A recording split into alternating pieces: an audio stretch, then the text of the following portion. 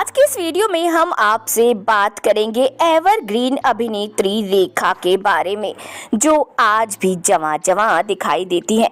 रेखा गणेशन, जो कि रेखा के नाम से प्रख्यात हैं, भारतीय फिल्मों की मशहूर अदाकारा है जो मुख्यतः हिंदी फिल्मों में दिखाई देती हैं।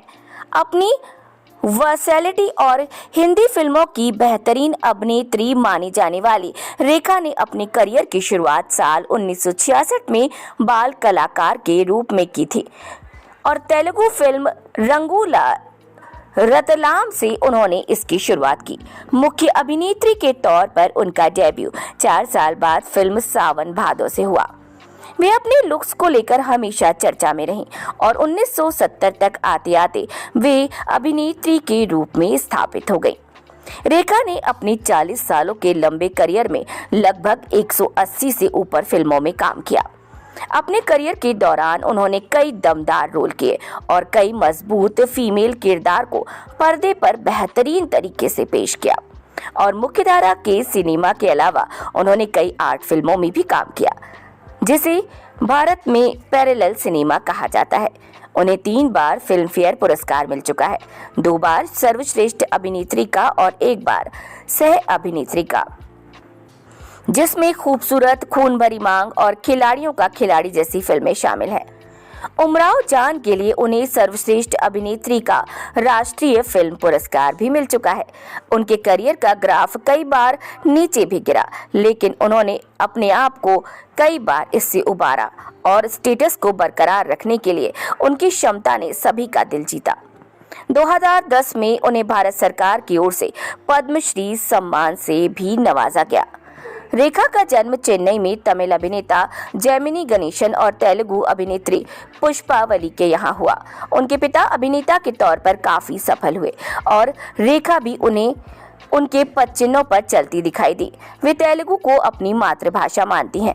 वे हिंदी, तमिल और इंग्लिश भी अच्छे से बोल लेती हैं। Rekha popular church park convent Chennai की एल्यूमिनाई में रहीं। रेखा ने अभिनय के क्षेत्र में करियर बनाने के लिए पढ़ाई छोड़ दी। उनकी इस लाइन में आने की कोई व्यक्तिगत इच्छा नहीं थी, लेकिन परिवार के आर्थिक समस्या होने की वजह से उन्होंने ये कदम उठाया। साल 1990 में दिल्ली के कारोबारी मुकेश अग्रवाल से उन्होंने शादी कर ली। अफवाह तो ये भी उड़ी कि उन्होंने 1973 में अभिनेता विनोद मेहरा से शादी की, लेकिन 2004 में सीमे ग्रेवाल के टीवी इंटरव्यू में मुकेश के साथ उनकी शादी का खंडन किया गया। उन्हें अपना वेल विशर बताया।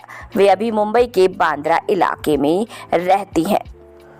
वे बाल कलाकार के तौर पर तेलुगु फिल्म रंगूला रतलाम में दिखाई दी, जिसमें उनका नाम बेबी भानु रेखा बताया गया।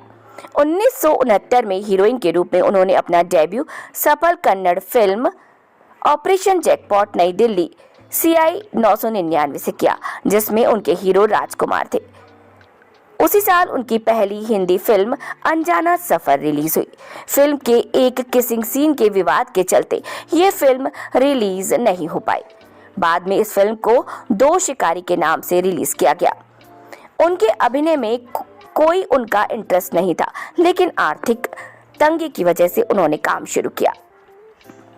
1970 में उनकी 2 फिल्में रिलीज हुईं, तेलुगु फिल्म अम्मा कोसम और हिंदी फिल्म सावन भादो, जो उनकी बॉलीवुड में अभिनेत्री के तौर पर डेब्यू फिल्म रही। रेखा ने बहुत सारी फिल्मों में काम किया और सफल भी हुई। रेखा को उनकी कॉमिक टाइमिंग के लिए भी सराहा गया। इसे फिल्म मेकर्स का सर्वश्रेष्ठ पुरस्कार भी उन्होंने फिल्म फेयर में पाया।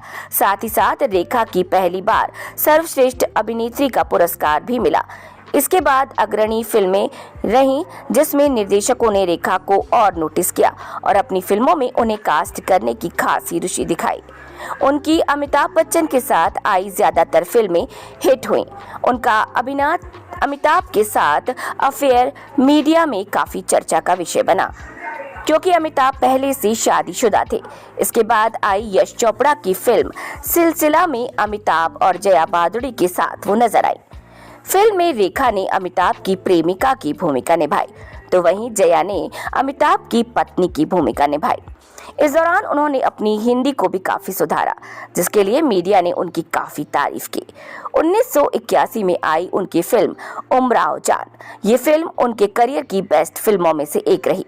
इस फिल्म के लिए उन्हें सर्वश्रेष्ठ अभिनेत्री का राष्ट्रीय पुरस्कार भी दिया गया। इसके बाद भी उनकी कई फिल्में आई जो काफी हिट हुई।